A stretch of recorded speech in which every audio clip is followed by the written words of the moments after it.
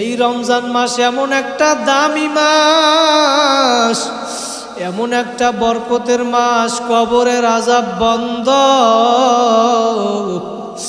জাহান্নামের দরওয়াজাগুলা সব বন্ধ।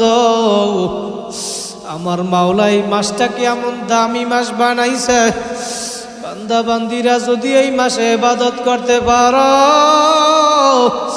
অন্য 11 মাসে একটা নফল ইবাদত করবা, নফলের সওয়াব।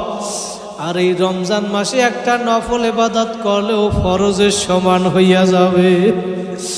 আমার মাওলা তো দয়ার মাওলা, একটা ফরজ যদি ইবাদত রমজান মাসে আমল করো, একটা ফরজ আমলের বিনিময়ে আমার মাওলা 70টা ফরজের সওয়াব দিয়ে দিবে। রমজান মাসে রোজা রাখবা, নামাজ ছাড়বা না। কারা কারা পারবা 2টা হাত জাগাই আমার মাওলারে একটা আল্লাহ বলিয়া ডাক দাও। আমার মাওলা প্রথম আসমানে আসছে, একটু তাকাইয়া দেখো, আবার একটা ডাক দাও, আল্লাহ।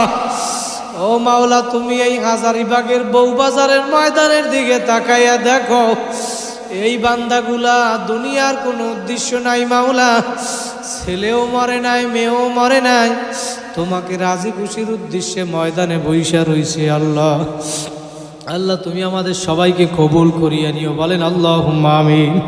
ভাইরা, ওই রমজান মাসে এমন এক দামি মাস, আমার মাওলা হাদিসের ভিতরে জানাইয়া দিছে, হাদিসে কুদসির ভিতরে আমার নবীও জানাইয়া দিছে, রমজান মাসের যে ব্যক্তি এমন ইবাদত করবা, রমজান মাসের বড় ইবাদত হইল রোজা।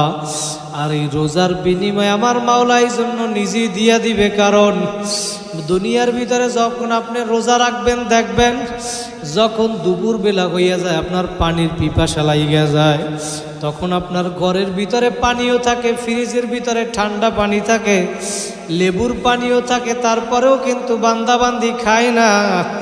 আমার মাওলা ফেরেশতাদেরকে ডাক দিয়া বলে, ফেরেশতারা তাকাইয়া দেখ, আমি ওই বান্দাবান্দিকে যখন দুনিয়ায় বানাইতে চাইছিলাম, তোরা বলছিলি বানানো লাগবে না, এখন তাকাইয়া দেখ